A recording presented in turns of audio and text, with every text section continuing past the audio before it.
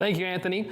On to our top story here. What we have recently on Thursday was released a report by the DOT on supply chain vulnerability. Joining us today to dive into this report is John Gallagher, our Washington correspondent with FreightWaves. John, welcome to the show. Hey, Thomas, thank you. Now, just to a quick around the world, what are some of the key points of this report? So it was as you mentioned at the top.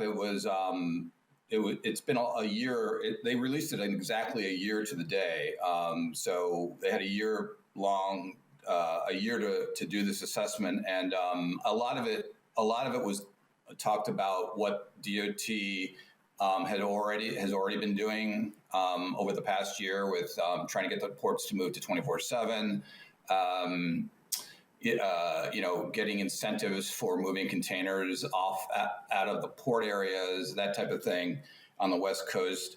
But so they had 62 policy recommendations, which is a lot, and it went across all the modes. But I thought I'd pick out just a couple or a few affecting trucking and shipping. So for example, the one again you had mentioned it at the top there, driver pay.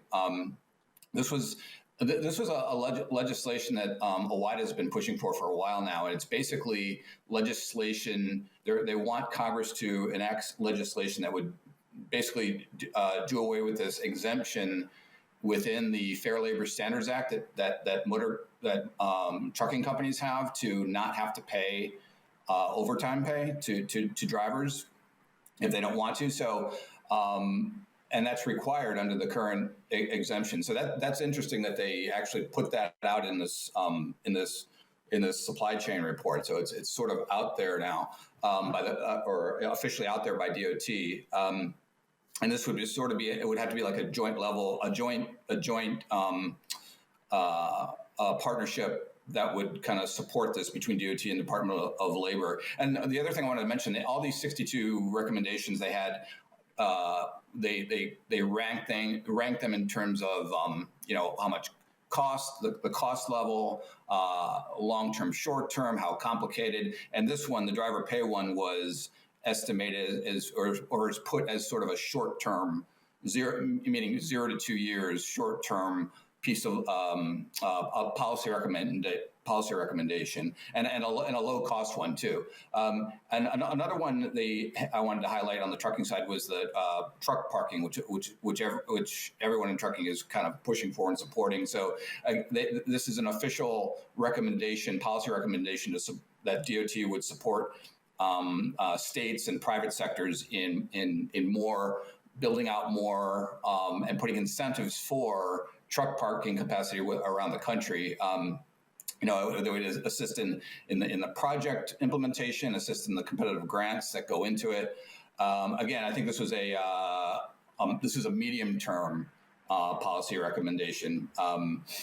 I'm sorry. This was another near-term one, but with a medium level of cost. So it'd be a little bit higher cost than doing just the legislation, the labor legislation. And on the container shipping side, I just want to point out a couple too. They talked about all the power that the ocean carriers have over the last year, especially in jacking up rates, and how the ocean carriers have been consolidating over the last 20 years. And so their a recommendation was to strong support for what the Federal Maritime Commission is doing to kind of check that market power in terms of reviewing these ocean carrier alliance agreements. And again, this is a short-term, high-impact sort of recommendation, and also to support the Ocean Shipping Reform Act that's already in Congress and has a lot of support. More of a long-term strategy on the maritime side was to support more and increase U.S. flag shipping. U.S. flag ships make up 2% or so of the world's of the world fleet. So this is not just an economic policy, but a security type policy. Because it leaves the country vulnerable, they say, to outside influences. So that would be more of a longer term, more of a high cost thing in terms of putting in place policies like Buy America or incentives for shipyards, grants for shipyards, that type, American shipyards. So so I just wanted to highlight those. There was also an interesting one on the maritime side. Also, just wanted to point out quick they made note of the fact that 53-foot containers are this unstandardized move of 53-foot containers around the world. And it affects the U.S. in particular because most of the ocean shipping containers, as we know, are 40-foot TEU, 40-foot containers. But when they get to the U.S., they have a lot of it is transloaded into these 53-foot trailers and containers. So if they're trying to get the standardization of these bigger containers, ocean containers, 53-foot ocean containers, to kind of smooth out that process and make it less costly, basically, and more efficient supply chain doing that. So that was interesting. But again, that was more of a sort of a long-term type of thing. I really like, you have three really great points. I want to dive into that first one. We're talking about driver overtime pay in relation to the Fair Labor Standards Act. So I think that's such an interesting point because the FMCSA has regulated hours of service. You can work up to 70 hours per week. But at the same time, there was this omission made or change that basically says, well, you're going to work 70 hours a week, but also we're not going to put you in a spot where you can get overtime. Do you think this is something that can make traction, or do you feel there may be pushback from other parts of the industry? Yeah, no, definitely. There'll definitely be pushback, Thomas, because it's like you said, the industry's been working like that.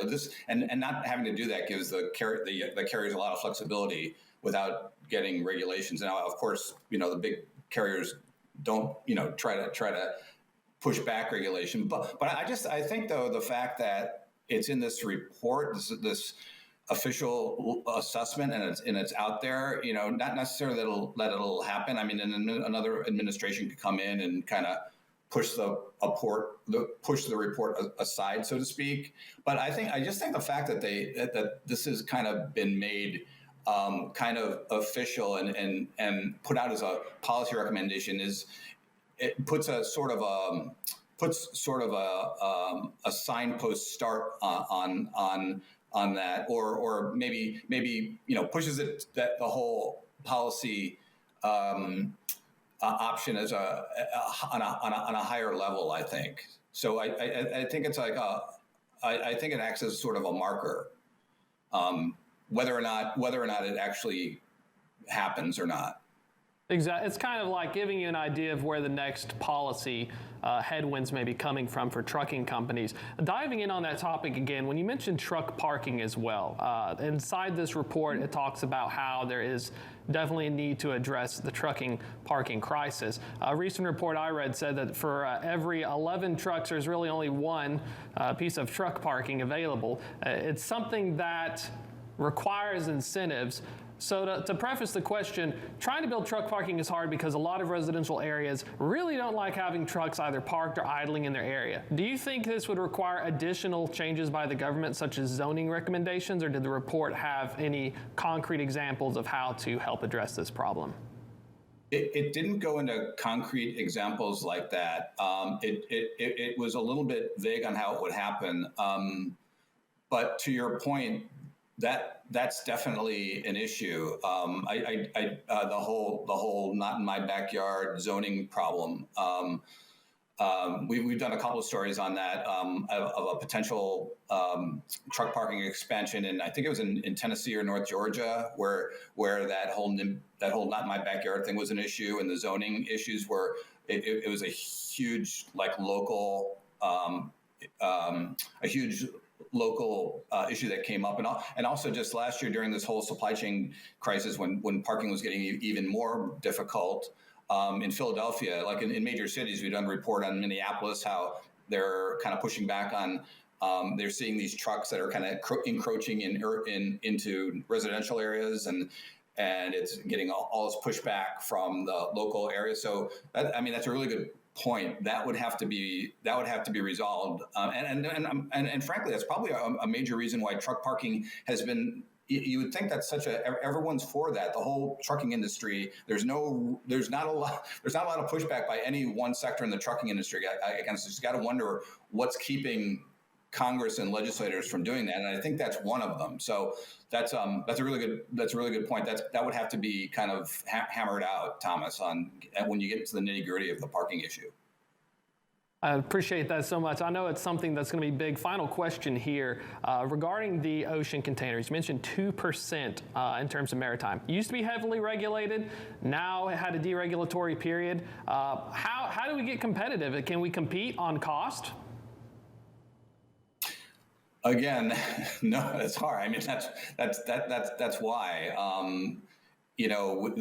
We've pretty much kind of defaulted to international companies sort of taking control of all this stuff that we move around, and you're right. It's really high cost, high labor cost.